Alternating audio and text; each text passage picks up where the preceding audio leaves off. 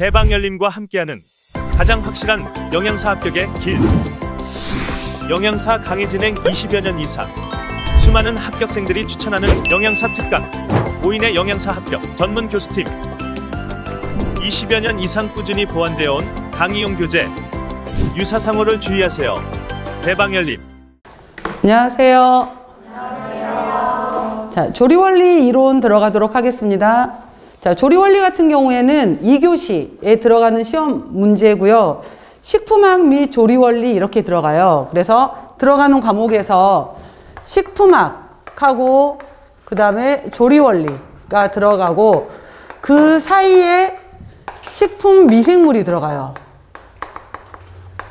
그래서 과거에는 이 문제가 50문항짜리였었는데 지금은 20문항으로 줄었어요. 그래서 이쪽에서 18문제, 19문제, 또 이쪽에서 18문제, 19문제 이렇게 나오고요.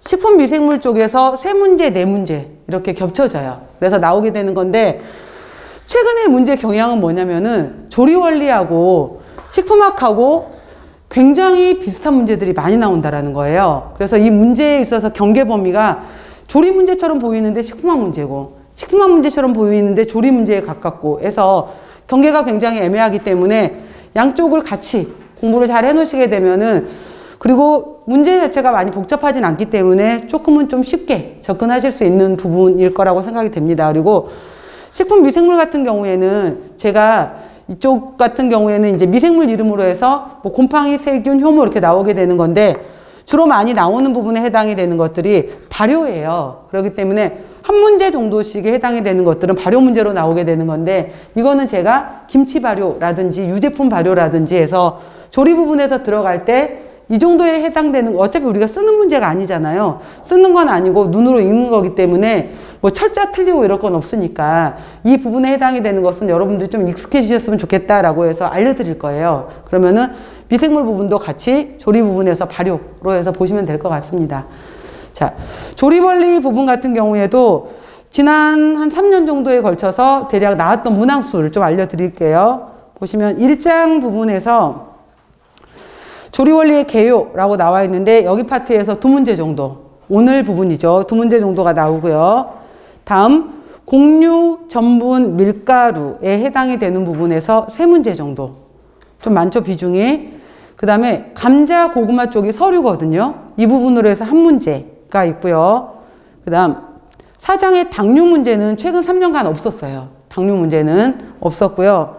다음 육류, 가금류 부분에서 2문제, 그 다음에 어패류 부분에서 2문제, 난류 부분에서 달걀 이쪽 파트에서 2문제, 우유, 유제품 부분에서도 2문제 정도, 두류, 그 다음에 이쪽은 이제 두부 문제 이렇게 해서 또 1문제 정도, 유지류 파트에서도 2문제 정도, 채소, 과일류에서도 2문제, 해조, 버섯류 종에서도 1문제, 젤라틴 한천 쪽에서도 1문제 정도, 이렇게 해서 대략 18문제, 19문제가 왔다 갔다 하는 범위로 해서 나오게 돼요. 그래서 이렇게 쭉 조리 원리 같은 경우에는 주로 이제 외우는 문제예요. 외우는 파트다 보니까 좀 더 여러분들이 익숙하게 쉽게 접할 수 있는 부분은 조리 원리 부분이 아닐까라고 생각됩니다.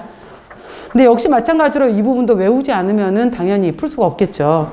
자, 조리 원리의 개요부터 들어가 보도록 할게요. 보시면은 조리에서의 개요라고 했는데 식품과 조리라고 했잖아요. 그래서 우리가 음식을 만드는 과정에 있어서 바로 이제 조리라는 말이 나오게 되는 건데, 우리가 식품에 해당이 되는 것을 음식으로 만들 수 있는 개념에서 광범위하게 이 모든 과정에 해당이 되는 것을 보통 조리다라고 얘기를 해요. 그러면은 식품의 경우에는 식재료라는 개념이 좀 많이 포함되어 있는 거고요. 음식은 이제 바로 섭취할 수 있는 부분에 해당이 되는 거죠. 그랬을 때 조리라는 말이 들어가게 되면은 짧은 의미에 있어서는 바로 이제 대부분의 경우에 우리가 가열조리만을 많이 생각을 하게 되거든요. 근데 조리는 꼭 가열조리만 있는 거 아니잖아요. 예를 들어서 오이 같은 경우에 나는 그냥 껍질을 툭툭, 껍질만 벗겨내고, 내지는 그냥 먼지만 털어서 나는 그냥 먹겠다 이럴 수도 있는 거잖아요. 그렇기 때문에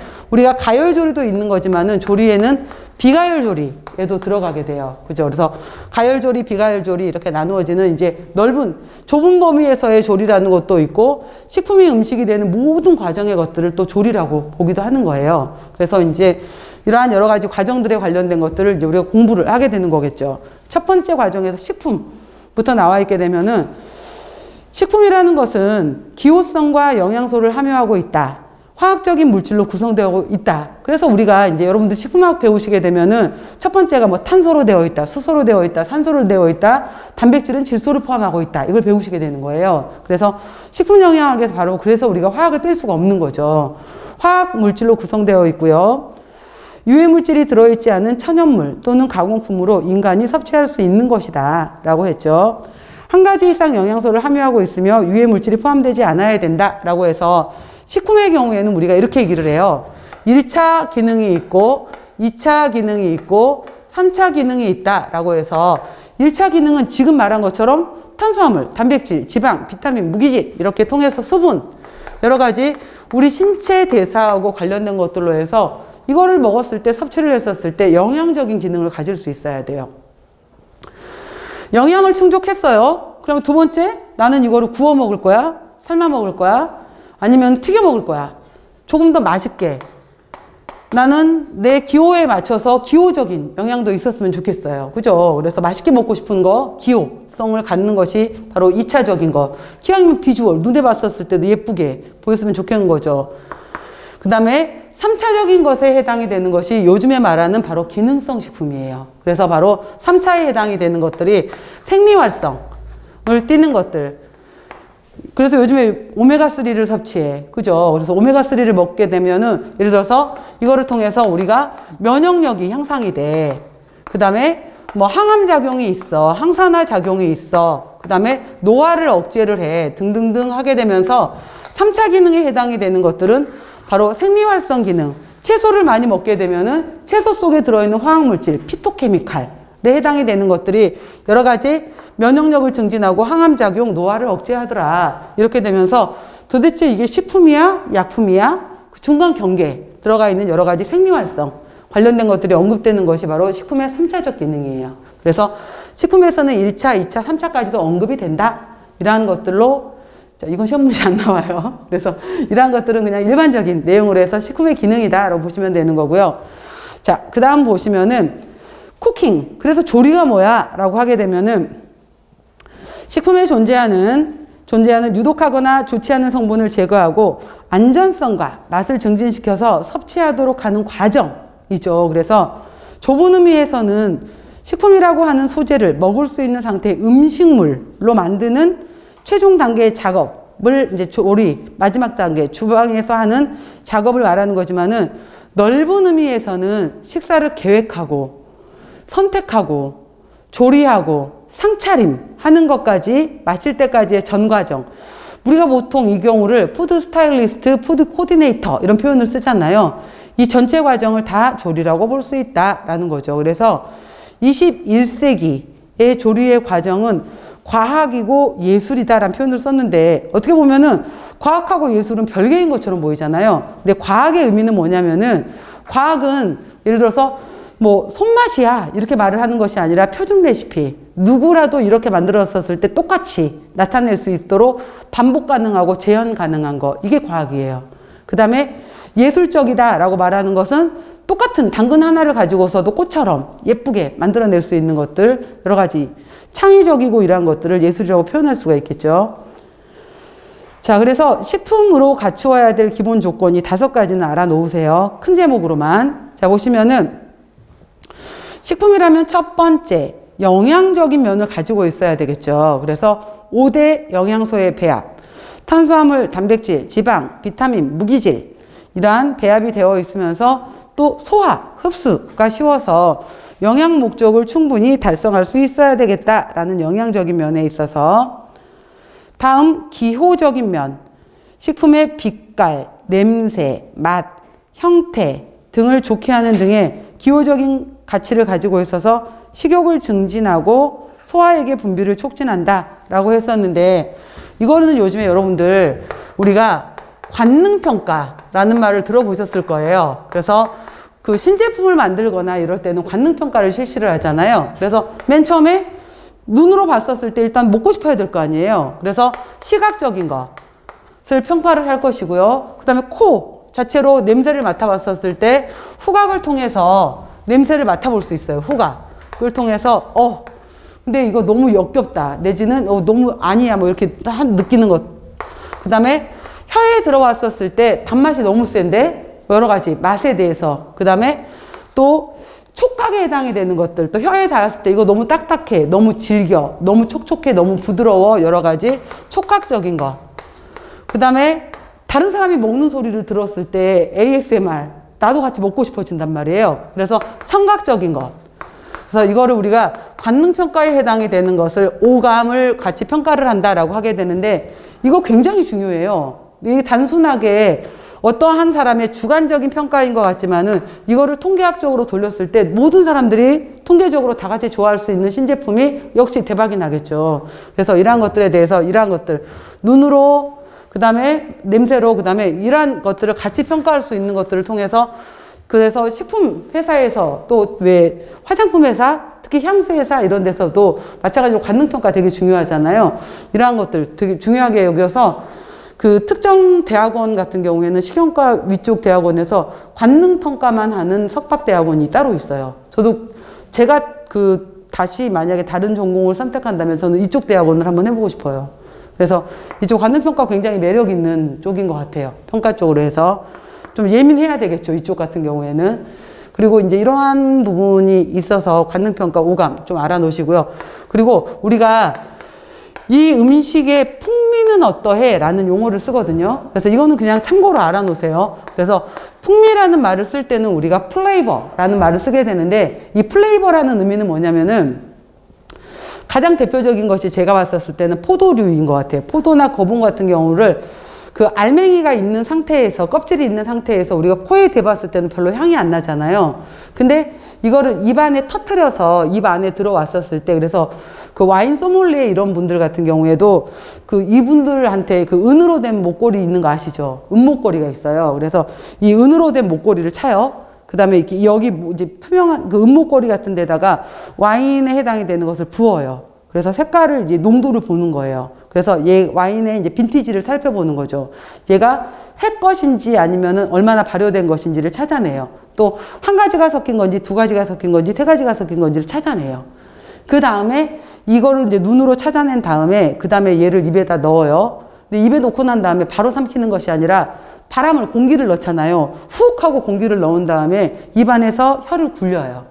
그러니까 입안에서 혀를 굴리게 되면은 이 들어온 향이 이제 인후두 뒤쪽으로 해서 코 뒤쪽에 후각을 확 펼쳐지는 거예요.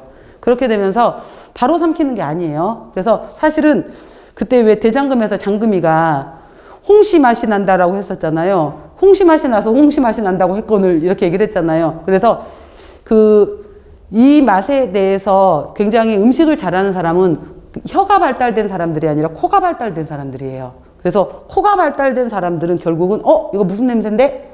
라고 하는 것은 코를 통해서 뇌가 발달이 된 거예요. 그러니까 뇌에서 바로 이 냄새는 뭐야? 라고 즉각적으로 반응을 하는 거예요. 그래서 우리가 맛을 느끼는 것도 혀지만 이 맛을 통해서 뇌가 받아들이는 거거든요. 그래서 모든 신경은 다 뇌세포로 넘어가 있잖아요. 그래서 결국은 우리가 미래를 통해서 이걸 맛신경을 통해서 맛세포를 통해서 결국은 뇌가 느끼는 거예요. 냄새를 통해서 이거 무슨 냄새야? 이거 캐러멜 향인데 이거 돼지고기 냄새야. 이거 소고기 냄새야. 이거 양고기 냄새야 라고 구별하는 것도 뇌예요. 뇌에서 체계화되어 있기 때문에 바로 이러한 것들을 통해서 이게 무슨 냄새다 라고 느끼는 것들. 그리고 바로 이 풍미라는 것은 그래서 단순한 냄새가 아니라 입안에 들어왔었을 때 미각, 후각, 촉각을 동시에 느끼는 것을 바로 풍미라는 용어를 써요. 그래서 풍미는 단순한 게 아니라 굉장히 다양한 용어를 사용할 때 이 음식의 풍미는 이러해, 되게 깊구나, 풍미가 굉장히 다양하구나 라고 얘기를 하는 거예요. 이러한 거에서. 그래서 이러한 것들을 우리가 관능평가라고 해요. 관능평가 혹은 감각평가라고 해서 센소리 이벨루에이션이라는 용어를 쓰기도 합니다. 자, 이러한 용어가 있다 정도 보시면 될 것 같고요. 당연히 위생적인 면에 있어서 영양적으로 기호적으로 아무리 훌륭한 음식이라고 하더라도 위생적으로 유해하다면은 식품으로서의 가치가 없겠죠. 그 다음에 영양사 일 하시면서 이제 여러분들께서 영양사 면허증을 취득하시고 나서, 참고로 저 같은 경우에 영양사 면허증, 영양사 일을 저도 했거든요. 짧게, 길진 않아요. 짧게 10년, 10개월 일을 했었었는데, 그 일을 하면서, 그러니까 저는 굉장히 이제 제가 강의를 현재 하고 있잖아요. 근데 굉장히 유리했던 게 있어요. 굉장히 유리한 게, 그리고 지금 제가 학원에서도 강의를 하고 있지만은 이제 상담 강의도 하고, 제가 상담도 하고, 그 다음에 기업 강의도 하고, 뭐 다양한 분야의 강의를 하거든요. 근데 이제 또 전공에서도 식사요법도 있고, 또 단체급식에서도 있었고, 또 조리도 알고 있잖아요. 그러다 보니까 보통은 전공에서 영양학만 알고 있으면 조리 쪽을 잘 몰라요. 그러는데 저는 단체급식을 해보다 보니까 또 조리도 알게 되잖아요. 그리고 영양을 알면서 식사요법도 알잖아요. 그러니까 이 다양한 분야의 상담을 할 수가 있는 거예요. 굉장히 유리하게. 근데 식품영양학 공부하실 때는 반드시 조리를 하셔야 돼요. 조리. 그리고 지금 공부하시고 계신 분들 중에서도 당연히 영양사 면허증은 취득하실 거고, 조리사 면허증이 없다라고 하시면은 올해 중에 공부하시면서 꼭 조리사 면허증 따세요. 그리고 이제 대기업 같은 경우에는 조리사 면허증을 딱히 요구하지 않는 데도 많지만은 조금 이제 경력 쌓는 것 때문에 나는 중소기업 정도부터 먼저 경력을 쌓을 거야 라고 하게 되면은 거기는 반드시 조리사 면허증을 요구를 해요.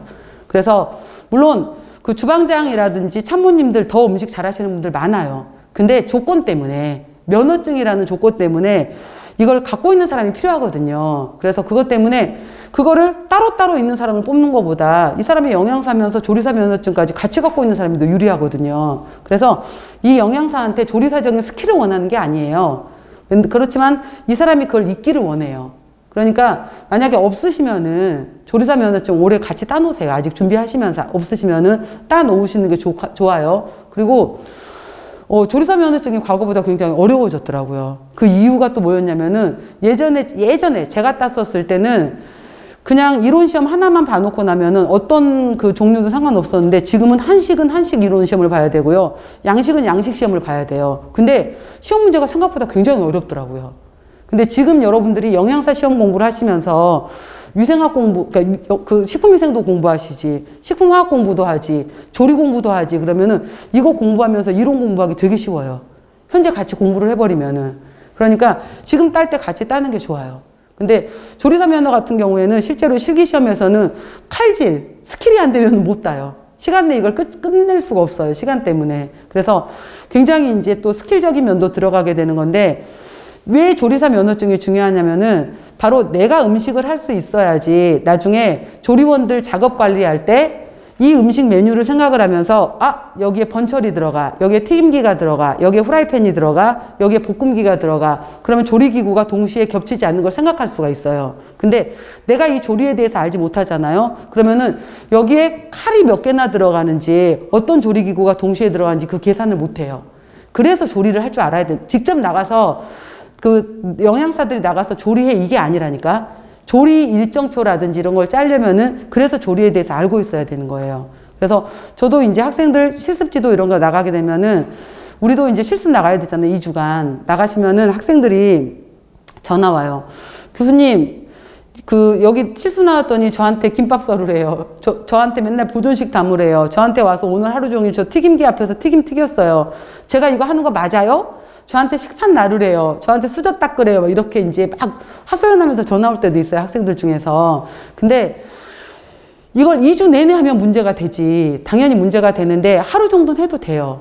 그래야지 조리원 여사님들이 얼마나 힘든지, 식판 10개만 들어도 얼마나 무거운지, 그 다음에 그 앞치마, 전체 앞치마 입고 나서 서 있는 게 얼마나 더운지, 식기세척기 앞에 뜨거운 열기 앞에 서 있었을 때 얼마나 땀이 뻘뻘 나는지 그거 안 겪어보면 몰라요. 그래서 그거 알아야지 나중에 조리 일정표 짜거나 이랬을 때 같이 이해할 수 있거든요. 그래서 해도 되고 충분히 이해하고 나중에 그분들 일정표 짤 때 니들이 이해해주면 돼. 그러니까 그거 갖고 뭐라 그러지 마. 이렇게 저는 이제 얘기를 하거든요, 학생들한테. 물론 그거 자체가 니들 일은 아니야 라고 얘기는 하지만은, 그래서 그런 면에서 조리 부분도 여러분들이 그래서 알아야 된다는 거예요. 그럼 그건 내 일이 아니야, 이게 아니라. 그래서 조리사 면허증 없으신 분들은 꼭 따셔야 돼요. 해놓으세요.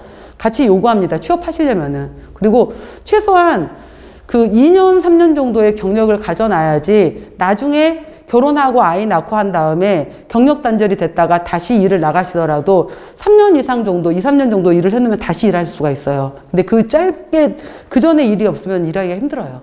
그러니까 조금 급여가 작더라도 아무튼 작은 업체는 같이 두 가지가 동시에 있는 걸 원해요. 그러니까 올해 중에 다 딴다 생각하시면서 시작하세요. 자, 없으신 분들은. 그래서 위생적, 경제적인 거 같이 보셔야 되고요. 그래서 경제적이면 왜 얘기했냐면 단가 맞추는 거 진짜 어렵거든요. 단가.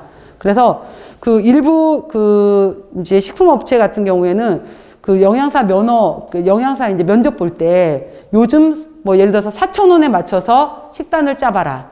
요즘에 뭐 5,000원짜리에 해당이 되는 식단 구성을 해봐라. 이런 것들도 시켜요.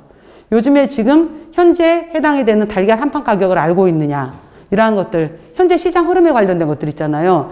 이것도 모르면서, 그다음에 식재료에 관련된 이러한 것들도 질문해요, 실제로. 그래서 이러한 여러 가지 식재료에 대한 흐름이라든지 원가 비율이라든지 이러한 것들도 같이 알고 있어야 돼요. 전체적인 거, 경제적인 면 당연히 알아야 되겠죠. 그다음에 여기에다가 영양, 기호, 위생, 경제 잘 알고 있었어요. 근데 최근에는 여기에 이제 환경적인 면도 들어가요. 그래서 요즘에 학교 급식에서는 수요일 같은 경우에 수다날이라고 정하잖아요. 그래서 수요일은 다 먹는 날. 그래서 보통 이제 수요일 메뉴는 하나짜리 메뉴, 비빔밥 내지는 뭐 우동, 뭐 내지는 이렇게 해서 아이들이 좋아하는 기호 메뉴들이 굉장히 많이 들어가요. 그렇게 해서 여러 가지 이제 좀 잔반이 많이 남지 않게끔 하는 그런 메뉴로 들어가기도 하고요. 그 다음에 잔반, 잔식 이렇게 하게 되는데 잔반, 잔식 근데 잔반은 배식을 받아간 다음에 배식을 받아간 급식자가 남겨오는 거. 그러니까 가져갔는데 오징어 볶음이 너무 맛이 없어. 그래서 남겨온 것은 잔반이라고 해요. 그 다음에 잔식은 뭐냐면은 내가 오늘 100인분을 만들었는데 50명밖에 안 와갖고 50명분이 남아버린 거야. 얘는 잔식이에요. 그래서 잔반과 잔식의 차이인데 결국은 잔반도 손실이 되는 거고 잔식은 더 큰 손실이 되겠죠. 수요 예측을 못했으니까. 그러니까 이러한 것들도 문제가 되는 거예요. 근데 이러한 것들도 있고요. 그래서 최대한 이걸 안 만들어내는 게 굉장히 중요한 거겠죠. 원가 이러한 부분에 있어서. 그리고 요즘에는 작년부터인가 이게 이제 우리나라도 마찬가지로 우리 서울 경기 지역에서 한 달에 2번씩 채식데이가 있어요. 초등학교, 중학교에서 아실지 모르겠는데 그래서 모든 메뉴를 한 달에 2번 정도씩 채식 메뉴로만 짜는 거예요.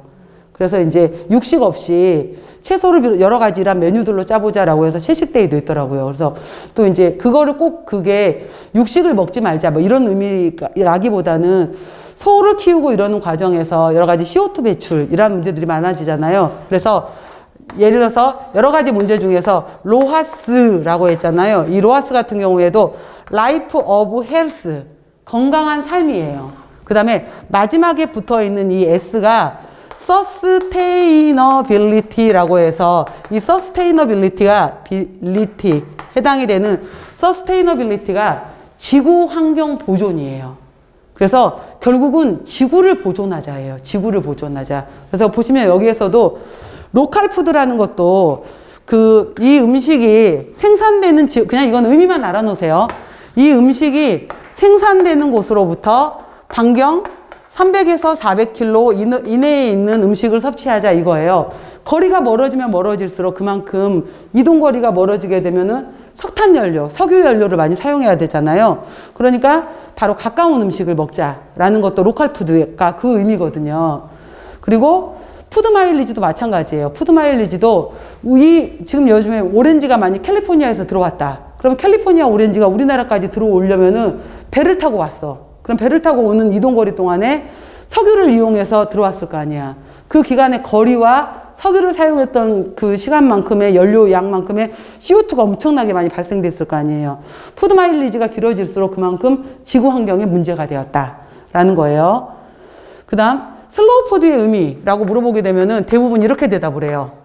슬로우 푸드가 뭘까요? 라고 질문을 하게 되면은 패스트푸드의 반대 아니에요? 라고 물어보게 되는데 맞아요. 패스트푸드의 반대인 건 맞는데 이 슬로우 푸드는 원래 의미는 천천히 만들어지는 음식, 발효되는 음식이잖아요. 근데 이 의미보다 더 중요한 게 있어요. 전통 음식을 보존하자는 거예요. 그 지역의 지역 음식, 그러니까 패스트푸드라는 것은 어디를 가도 맥도날드 똑같아. 그렇잖아요. 전 세계적으로 어디를 가도 맥도날드라는 건 똑같은 건데 슬로우푸드라는 것은 이탈리아 그 지역만의 음식, 그 다음에 한국에서 뭐 예를 들어서 전라도 그 지역만의 음식, 경상도 그 지역만의 음식이 있을 거 아니에요. 그 시간을 두고 익혀지는 그 지역의 전통 문화, 전통 음식을 먹자의 개념이 더 큰 거예요. 슬로우푸드는.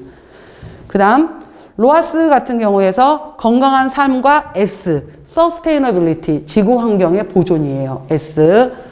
에코 쿠킹, 메아리 이런 것들도 마찬가지로 지구 환경. 그린 테이블, 지구 환경 이란 거예요. 그래서 마지막은 환경의 의미까지 들어가 있다라는 것까지. 자, 여기까지는 그냥 일반적인 얘기였었고요. 지금부터 이제 들어가요. 조리의 목적 보시면은 아까 조리에는 가열조리도 있고 비가열조리도 있다라고 했어요. 자, 조리를 통해서 좀 더 맛있게 내가 좋아하는 기호성을 향상시킬 수 있다라고 해서 조리법에 따라서 찐 고구마, 군 고구마, 튀긴 고구마 다 맛이 달라질 수 있잖아요. 생고구마 다 달라질 수 있어요. 기호성이 달라질 수 있고요. 또 소화성이 향상될 수 있다. 그냥 생으로 씻어서 먹는 것보다 구웠더니 익혔더니 쪘더니 소화성이 더 좋아지더라. 바로 효소 작용이 쉬워지게 되면서 소화흡수가 증가를 하게 되고 또 조리 과정 중에서 절단, 자르고 물에 담그고 조미하고 가열내는 과정에서 부드러워지면서 소화, 효소가 침투하기가 더 쉬워져요. 그 다음 세 번째, 세척, 침수, 가열하는 동안에 아린맛, 독한 맛, 불쾌한 성분들이 제거가 돼요. 또 병원균, 기생충, 농약 이런 것들도 제거가 되면서 좀 더 안전성 부분도 향상이 돼요. 씻어낼 수 있는 것들은. 또 외관 풍미 여러 가지 조화를 통해서 더 맛있게 관능적인 품질, 아까 맛, 냄새, 온도, 질감 여러 가지 것들, 그리고 여기에다가 마늘을 사용했더니 빵에다가도 뭐 갈릭, 그죠? 소스를 뿌렸더니 더 맛있어졌어요. 허브 넣었더니 더 맛있어졌어요. 여러 가지 관능적 품질이 향상이 되었고요. 영양가의 보존 혹은 향상이라고 얘기했는데, 자, 식품 그 자체에 포함된 영양소가 파괴되지 않도록 하면서 단일 식품보다는 양념이나 부재료를 첨가시킴으로써 영양가를 높인다라고 했는데, 이거는 여러분들이 이제 영양학 시간에 아미노산의 보존 효과 내지는 아미노산의 보완 효과 이런 게 있는데, 예를 들어서 콩, 밥으로 먹게 되면은 밥에는 쌀 같은 경우에는 우리가 아미노산 중에서 부족하기 때문에 밖에서 먹어야 되는 아미노산이 필수 아미노산이거든요. 필수 아미노산 중에서 제일 부족한 아미노산을 제한 아미노산이라고 해요. 제1 제한 아미노산. 곡류에서 가장 부족한 제1 제한 아미노산이 리신이에요. 콩은 대체적으로 필수 아미노산을 많이 갖고 있는데 그 중에서도 부족한 게 메티오닌이에요. 그러면은 두 가지를 같이 콩하고 밥하고 섞어서 먹어주게 되면은 메티오닌은 밥이 채워줘요. 리신은 콩이 채워줘요. 그러면 콩밥을 먹게 되면은 서로 부족한 것을 다 채워줄 수가 있는 거예요. 그럼 콩밥은 모든 필수 아미노산을 다 갖고 있네? 이런 식으로 해서 약간 부족된 것들을 서로 채워줄 수 있다 이 말이에요. 그리고 왜 우리 다음번에 배우겠지만은 옥수수 같은 경우에는 특히 이제 제인이라는 단백질을 가지고 있게 되는데, 이 옥수수에 들어있는 제인 단백질은 트립토판이 부족해요. 그래서 이 단백질을 너무 오랫동안 먹게 되면은 들어보셨을 거예요. 여러분들 펠라그라에 걸리게 된다 라는 말 들어본 적 있죠. 근데 이게 너무 부족해? 그러면은 얘만 먹는 것보다는 여기에다가 옥수수 알갱이에다가 달걀 볶음밥 식으로 해서 넣어주게 되면은 달걀이 이 부족한 것을 채워주는 거예요. 이런 식으로 해서 섞어 먹었을 때 같이 또 채워주는 효과가 있는 것들을 서로 부족한 부분들을 보완해 준다든지 이러한 것들이 있다라는 거. 또 조리를 통해서 좀 더 우리가 뭐 말렸다, 장아찌를 만들었다, 자반을 만들었다 이렇게 하게 되면은 저장성을 향상시킬 수 있고 또 여러 가지 상태로 다양성을 또 조리에 줄 수 있더라 라고 해서 조리의 목적은 봐놓으세요. 큰 제목으로만. 자, 첫 번째가 뭐다? 기호성의 향상. 두 번째는 소화성의 향상. 세 번째는 안전성의 향상. 네 번째는 외관 풍미의 증진. 다섯 번째 영양가 보존 및 향상. 마지막 여섯 번째는 저장성과 다양성. 자, 이러한 것들이 바로 조리의 목적이다 이렇게 보시면 돼요. 조리의 기초과학에서 첫 번째 나오는 것이 물이에요. 여러분들이 아마 식품학 배우시면서 가장 첫 번째 나왔던 게 물이었잖아요. 마찬가지로 조리에서도 첫 번째 나오는 게 물이에요.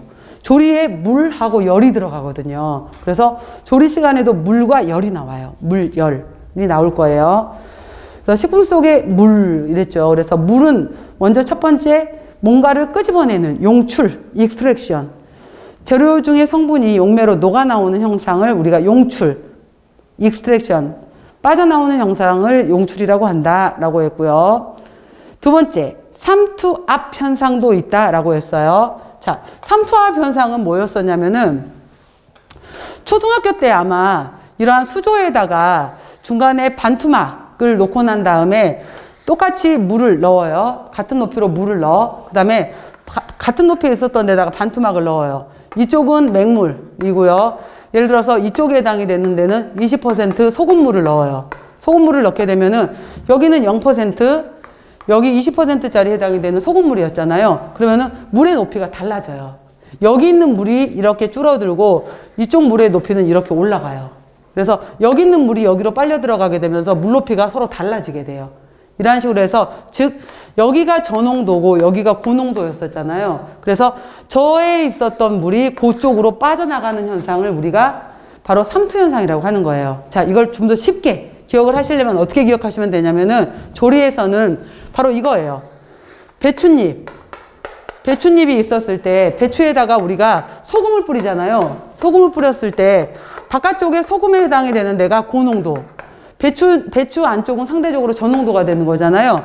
자, 배추 절인다 라고 했었을 때 배추에 있는 물이 바깥쪽 소금 쪽으로 빠져나가는 거잖아요. 그래서 쉽게 그냥 배추에 소금 뿌렸을 때 배추에 있는 물이 바깥쪽으로 빠져나가지 저에서 고로 물이 빠져나가는구나. 그걸 삼투라고 해 라는 거예요. 삼투 현상. 저에서 고로 물이 빠져나가요.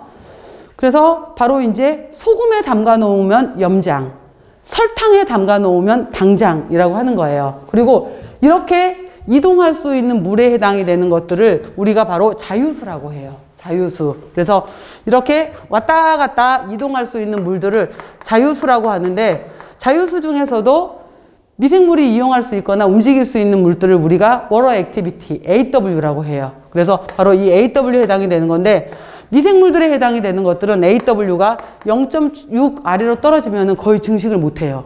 수분 활성도가 0.6 아래로 떨어지면 증식을 못하게 되는데 바로 염장, 소금에 절여본다든지 당장, 설탕에 절여버린다든지 하게 되면은 수분 활성도 AW가 떨어져 버리게 되면서 오랫동안 바로 우리가 잼젤리 만들어서 바로 젓갈 만들어서 자반 만들어서 오랫동안 보존할 수 있는 원리가 되는 거예요. 자, 여기서 중요한 거는 수분 활성도를 낮추었다.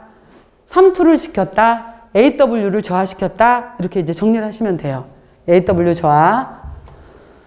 염장법, 당장법. 자, 축화, 슈링키지라고 했는데 건조예요, 건조. 건조에 해당이 되는 건데 식품을 가공 저장하기 위해서 자연 건조, 인공 건조에 의해서 수분을 증발시키면 수분 함량이 감소된다라고 했는데 슈링키지의 가장 대표적인 예가 뭐냐면은 라면 스프예요. 라면 스프 생각해 보면은 안에 거의 재료가 30에서 50가지가 들어간대요. 라면 스프 안에. 그럼 보면은 여러분들 왜 당근도 들어있고 버섯도 들어있고 대파도 들어있는 거 보이시죠? 그 입자들. 그 다음에 다시마도 들어있고 건다시마 이러한 것들 쭉 들어있잖아요. 그러한 것들 굉장히 작게 건조시켜 놔버린 것들을 바로 슈링키지, 축화시켰다라고 하게 돼요. 바로 축화라고 하는 거고요. 자, 수분 함량 감소시켰죠. 건조법에 의해서. 그 다음에 스웰링, 물이라는 것은 또 부풀어요. 건조된 것을 물에 불리게 되면은 다시 불어나게 되는 현상이죠. 그래서 무한팽윤이 있고 유한팽윤이 있는데 무한팽윤은 팽윤 되다 어느 날 어느 순간에 형체가 사라져 버리는 거예요. 이게 뭘까요? 젤라틴이에요. 젤라틴. 여러분들 판상 젤라틴이나 혹시 가루 젤라틴 본 적 있어요? 판상 젤라틴, 가루 젤라틴은 불투명한데 넣었다가 나중에 사라져 버리고 없잖아. 안 보이잖아요. 이거예요. 이렇게 형태가 사라지는 것은 무한팽윤이라고 표현할 수가 있고요. 근데 미역, 다시마, 콩, 버섯 이런 것들은 늘어나다가 어느 정도 늘어나지 한정없이 늘어나진 않잖아요. 보통 이제 미역, 다시마 같은 경우에는 6배, 7배 정도 늘어난다 이렇게 보는 거거든요. 그 정도 늘어나는 것들을 유한팽윤이라고 얘기를 해요. 팽윤, 스웰링. 자, 기화열이라는 것은 액체가 기체로 변화될 때 사용되는 열을 기화열이라고 하고요. 융해열이라는 것은 고체가 액체로 변할 때 사용되는 열을 융해열이라고 하더라. 그냥 이름만 보셔도 되고요. 그 다음에 연수, 경수가 있는데 연수는 칼슘, 마그네슘을 함유하지 않는 물을 연수. 그래서 일반적인 우리 수돗물 있잖아요. 수돗물은 다 연수예요. 다 걸러버리고 정수돼서 나온 연수 해당이 되는 거고요. 그 다음에 지금은 시골에 내려가도 웬만하면 다 수돗물 사용하잖아요. 근데 예전에 시골의 지하수라든지 시골에 있는 지하수가 통과하는 물이 시냇물이잖아요. 여기에다가 똑같은 샴푸를 가지고서 머리를 감면 머리카락이 뻑뻑해져요. 그게 바로 이제 경수라서 그런 거예요. 그 지하수에 해당이 되는 물에는 칼슘, 마그네슘을 가지고 있어요. 그래서 칼슘, 마그네슘류를 다량 함유한 물로 단백질과 결합해서 단단하게 변성시킬 수 있어요. 여러분들 칼슘 동굴이 뭐예요? 그 칼슘에 해당이 되는 동굴 같은 경우에는 올라가면은 이 동굴에서 칼슘에 해당이 되는 입자가 뚝뚝뚝뚝 떨어져서 계속해서 이렇게 붙잖아요. 그래서 종유석, 종주석 이렇게 있는 것들 기억나시죠? 그래서 왜 우리나라 지역에서는 저쪽에 그 충북 제천 고수동굴, 그 다음에 강원도 쪽에 가시면은 뭐 환송굴 이런 데 가시면은 그쪽의 동굴들이 전부 다 이러한 칼슘 동굴이거든요. 그래서 여러 가지 형태들 이루고 있잖아요. 그래서 거기에는 천연에 해당이 되는 지하수에 칼슘이 섞여 있는 거예요. 그리고 그 사이판부터 시작해서 남태평양 이런 데 가시게 되면은 거기 산호 있잖아요. 산호. 그 산호에 해당이 되는 것들도 전부 다 칼슘이에요. 그래서 그쪽에 예전에 저도 이제 이쪽에 저희 그 친척분이 계셔서 지금은 이제 아파트인데 예전에 제가 그 대학 때 갔었을 때 이제 주택이셨거든요. 근데 거기에 그 펌프가 있는 주택이었었어요. 그래서 그 펌프를 이용해서 이제 그 삼척 지역이었었는데 펌프를 이용해서 이렇게 였었는데 빨간 다라에다가 물을 퍼놨는데 밑에 하얗게 깔려 있는 거예요. 그 하얀 게 전부 다 칼슘이었던 거예요. 전부 다 그쪽 지역에는 이제 기본적으로 지하수 자체에도 이 칼슘이 많았던 거죠. 그래서 이 칼슘을 그러니까 그래서 실제로 이 물을 이용해서 이제 위에 정제해서 맑은 물만 조리에 이용하는데도 불구하고 이 물을 이용해서 커피를 끓여 마시잖아요. 커피 맛이 틀려져요. 그리고 커피 속에 들어있는 탄닌하고 그래서 우리가 그 사이판이나 이런 데 여행 갔었을 때 반드시 그 편의점에서 물 사서 드셔야지 그 수돗물 드시면 안 돼요 라고 하는 것 중에 하나가 이 칼슘하고 탄닌 성분들하고 만나서 결석을 만들어 버려요. 그래서 급성 결석을 만들어서 신장 결석을 유도할 수가 있거든요. 그래서 그 지역 사람들은 어느 정도 이제 내성이 생길 수 있지만은 관광객들은 급하게 먹으면은 결석을 유발해요. 그래서 맛이 달라지는 것들인데 바로 단백질 이란 것들이 칼슘하고 만나서 결석을 만들어 버릴 수 있어요. 그래서 맛이 정말 틀렸어요. 그때도 저도 느꼈던 건데 바로 이러한 것들이 결합해서 단단하게 그래서 단단하게 변성시킨다라고 해서 경수라고 하는 거예요. 단단한 물이다. 경. 자, 이것들은 일반적인 내용이고요. 식품화학 시간에서도 중요하게 나왔겠지만은 식품의 물에서 결합수와 자류수 구별하는 거 되게 중요해요. 그래서 결합수는 무엇인가와 결합되어 있다. 이온 결합되어 있는 것들이 많아요. 그래서 바운디드라고도 표현하고요. 결합되어 있는 물, 바운드 워러라고 했죠. 그래서 얘네들은 꽉 결합되어 있기 때문에 어떤 거에 잘 녹아 나오지도 못해요. 그래서 용매로 작용할 수가 없어요. 그리고 얘네들은 0도 아래에서도 냉동실에서도 안 얼어요. 심지어 마이너스 40도 가까이 돼야지 얼어요. 그리고 수증기로도 날아가지도 못해요. 꽉 결합되어 있기 때문에. 그래서 수증기로도 날아가지 못하기 때문에 수증기압에 관여하지 않는다라고 한 거예요. 날아가지 못하기 때문에. 꽉 결합되어 있기 때문에 유리수에 비해서 밀도가 높다라고 하는 거고요. 이 결합수의 물들은 효소 활성, 곰팡이의 생육, 그 다음에 여러 가지 화학작용 이런 데 전혀 이용되지 못해요. 우리가 쌀이나 밀가루 속에 수분 함량이 한 13에서 15% 정도 들어있거든요. 근데 우리가 쌀을 꽉 짠다고 해서 물 나오지 않잖아요. 이러한 물들은 그 안에 들어있는 성분들하고 완전 결합되어 있는 물인 거예요. 그래서 이러한 물들을 결합수라고 한다. 다음 유리수라고도 하고요. 프리워터, 자유수라고도 해요. 자, 염, 당, 수용성 단백질, 수용성 비타민과 같은 가용성 물질을 용해시킬 수 있어요. 녹일 수 있어요. 전분이나 지질과 같은 입자가 큰 것들은 분질 상태, 교질 상태로 만들어줄 수 있어요. 이것들은 0도면 얼어요. 또 건조시키면 날아가요. 미생물이 쉽게 이용할 수 있어요. 그러니까 일반적인 물을 말하는 거예요. 우리가 뭐 육원전 이런 거 만두 할 때 두부물 꽉 짜내잖아요. 빠져나오는 물. 바로 이렇게 빠져나올 수 있는 물을 유리수, 자유수라고 한다 이 말이에요. 자, 그래서 자유수, 그 다음에 이러한 결합수 두 가지 차이점 알아놓으시고요. 그 다음 물과 용액이 있게 되는 건데, 자, 이거는 이렇게 구별을 해요. 입자에 따라서 우리가 마이크로미터가 있고요, 나노메타가 있어요. 그러면은 마이크로미터는 10의 마이너스 6승 미터를 말하는 거고요, 나노메타는 10의 마이너스 9승 미터를 말해요. 나노 입자라고 말하는 것들 있잖아요. 너무 길게 했다. 마이크로미터, 나노미터 이건데, 자, 이 나노미터를 기준으로 했었을 때 1나노메타, 100나노메타, 1나노메타보다 입자가 굉장히 작은 것을 우리가 진용액, 그래서 입자가 작아서 용매 속에 용질이 완전히 녹아있는 상태를 우리가 용액이다 라고 해요. 그래서 이거 소금물, 설탕물 같은 경우에는 완전히 녹아있어요. 이러한 것들은 우리가 진용액 상태로 녹아있다, 트루 솔루션이라고 얘기를 하는 거고요. 입자가 상대적으로 1에서 100나노메타 사이로 입자가 커요. 입자가 커서 얘네들은 용매 용질처럼 완전히 녹아있지는 못해요. 그래서 이것들이 분산질에 해당이 되는 것들이 떠 있을 수 있도록 도와줘요. 누가?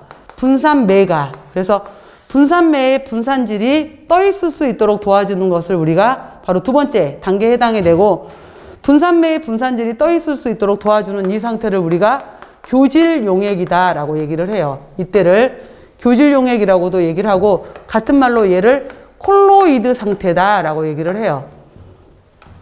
교질 용액, 콜로이드 상태다 얘기해요. 분산매 분산질. 그리고 여기 상태에 해당이 되는 것은 바로 이제 이게 시험 문제로 잘 나오는 파트인데, 교질 용액 콜로이드 상태에 해당이 되는 것들은 대표적인 예가 우유, 두유 이란 거예요. 곰국. 그러면은 우리가 왠지 우유 먹을 때 흰 우유 한번 흔들어서 먹어야 될 것 같아. 두유 왠지 한번 흔들어서 먹어야 될 것 같아. 근데 우유, 두유 밑에 안 가라앉아 있어요. 근데도 괜히 습관적으로 왠지 흔들어 줘야 될 것 같은 느낌이 드는 거죠. 느낌만. 근데 이것들은 입자가 큰데, 입자가 큰 1에서 100나노메타 사이에 해당이 되는 입자가 크지만은 서로 밀어내는 힘을 갖고 있어요. 서로 밀어내는 운동을 바로 브라운 운동을 하고 있다라고 해요. 그래서 서로 밀어내는 브라운 운동을 하고 있기 때문에 얘네들은 가라앉아 있지 않아요. 바로 이거를 우리가 교질 용액 상태의 가장 중요한 특징 중에 하나예요. 브라운 운동을 하고 있다라는 거. 그 다음에 입자가 너무 커, 100나노메타 이상이야 라고 하게 되면은 이것들은 가라앉아 버려요. 이것들을 가라앉아서 아래로 가라앉아 버리고 뿌옇게 있는 것을 우리가 현타객이라고 얘기하는 거예요. 뿌옇게 있는 것들을. 그래서 이 현타객 같은 경우에 대표적인 예는 뭐냐면은, 왜 우리가 된장국 뜬 다음에 시간 지나고 나면은 아래쪽에 건더기하고 맑은 물하고 분리돼 버리잖아요. 미숫가루 타고 난 다음에 흔들고 나서 조금 시간 지나고 나서 봤더니 미숫가루 가루하고 윗물하고 분리돼 버리잖아요. 그런 식으로 분리돼 버리는 거, 그거를 뿌연 상태에서는 현타객이라고 해요. 부유 상태. 이걸 입자가 큰 것들. 자, 이거 이제 제가 먼저 설명을 했고요. 봐볼게요. 진용액은 트루 솔루션 1나노메타 이하의 분자로 분자 운동을 하고 있다 라고 했고, 얘는 완전히 녹아 있어요. 용매 속에 용질이 완전히 녹아 있는 상태. 소금, 설탕, 수용성 비타민, 무기질이 처럼 분자량이 비교적 적은 물질들을 용해시킨 것이고요. 교질 용액은 일명 콜로이드 상태다라고 얘기를 해요. 그래서 1에서 100나노메타 정도의 입자 크기를 갖고 있고요. 브라운 운동으로 서로 밀어내고 있어요. 그래서 가라앉지 않아요. 분산매, 분산질이 떠 있는 상태고요. 대표적인 예는 우유, 곰국, 두유 이런 것들. 자, 이것들은 물에 분산되어 있는 상태로 존재한다 라고 했고요. 일단 넘겨보세요. 현타객에 해당이 되는 것은 100나노메타 이상으로 해서 중력의 작용을 받아요. 그래서 현타객은 입자가 매우 크거나 복잡해서 소분에 용해되지 않거나 쉽게 가라앉는다. 그래서 냉수에 탄 전분, 물 전분 만들 때 위아래로 분리가 되는 거, 이러한 것들, 아까 제가 미숫가루 물 타놓은 거, 된장국 떠놓고 나면 시간 지나면 분리돼 버리는 거, 이러한 것들 현타객이라고 한다라고 했어요. 자, 앞에 이해 봐보세요. 콜로이드 용액의 안정성에서 다음번에 이제 우리가 이 토마토 수프는 우유 배울 때 나올 거예요. 우유. 그래서 이 토마토 습을 내가 직접 한번 만들어 보고 싶어 라고 할 때 우리가 습을 만드는데 여러분들 수프에서 덩어리 지면 안 좋겠죠. 그러면은 근데 이 토마토하고 우유를 동시에 넣어 버리잖아요. 그러면은 토마토의 산 때문에 우유가 덩어리 져 버릴 수가 있어요. 따로따로 만들어 줘야 돼요. 그래서 화이트 소스를 먼저 만들고 나서 나중에 우유가 들어가야 돼요. 동시에 들어가면 안 돼요. 그래서 화이트 소스를 먼저 만들어요. 화이트 소스는 밀가루하고 버터를 볶아서 룰을 만들어요. 룰을 만들고 나서 우유를 넣어서 화이트 소스를 만든 다음에 토마토가 나중에 들어가면 돼요. 자, 그래서 화이트 소스에 친수성 전분하고 단백질이 들어가면은 카제인 분자를 둘러싸서 합쳐지는 것을 방해해 주는 것이 바로 콜로이드 용액의 안정성이고요. 아이스크림 만들 때도 젤라틴이 들어가게 되면은 단백질의 응고를 방지해서 부드러운 제품을 만들 수 있는 것도 콜로이드 용액의 안정성이고요. 소스 만들 때 물 전분을 사용해서 들어가지 않고 혹시 넣었는지 모르겠는데 그냥 만약에 지금은 정말 요즘 여러분들 왜 카레 만들어 보셨으면 아시겠지만은 지금 카레 같은 경우에는 부글부글 끓고 있을 때 카레 가루를 넣어도 다 흩어져요. 근데 옛날 카레 같은 경우에는 끓고 있는 상태에서 카레 가루 넣어버리잖아. 그럼 덩어리 져버리던 거 아시죠? 해보신 적 있어요? 그리고 뭐 호박죽을 끓이거나 이랬을 때 쌀 전분을 넣거나 밀가루 전분을 넣었을 때도 풀어서 넣어야지, 안 풀어서 넣고 그냥 가루채 넣어버리게 되면은 덩어리 져버리고 안에 밀가루는 하나도 안 익어 있고 이거 있잖아요. 그 얘기예요. 그래서 다 풀어서 먼저 냉수에 넣어서 물 전분을 만든 다음에 그 다음에 그러니까 여기 좀 풀을 쓰거나 소스를 만들 때 전분은 먼저 찬물에 풀어서 물 전분을 만들어서 사용해야지 쉽게 호화가 되면서 균일한 질감을 갖는다라는 거예요. 그냥 가루채 넣어버리게 되면 겉만 호화가 되고 안에 덩어리는 그대로 남아있어요. 자, 그래서 그냥 이러한 특징들이 있다로 보시면 돼요. 그래서 여기까지인데 제가 이제 유화액은 바로 뒤에 다시 연결해서 설명할 건데 마저 설명할게요. 자, 유화액 보시면은 자, 진용액, 교질용액, 현타액 설명했고요. 유화액은 뭐냐면은 유화액은 물하고 기름인데 물하고 기름은 만날 수 있어요, 없어요? 없죠. 만날 수 없는 물하고 기름인데 이거예요.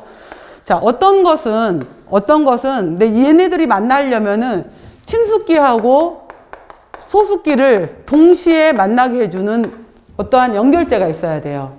얘를 우리가 유화제라고 하게 돼요. 그래서 우리가 마요네즈 만들 때 기름도 들어가고 그 다음에 뭐죠? 그 식초도 들어가는데 이걸 동시에 만나게 해줄 수 있는 것이 바로 계란 노른자잖아요. 계란 노른자의 누구가? 바로 계란 노른자에 들어있는 레시틴이라는 성분이 유화제로 작용을 하는 거예요.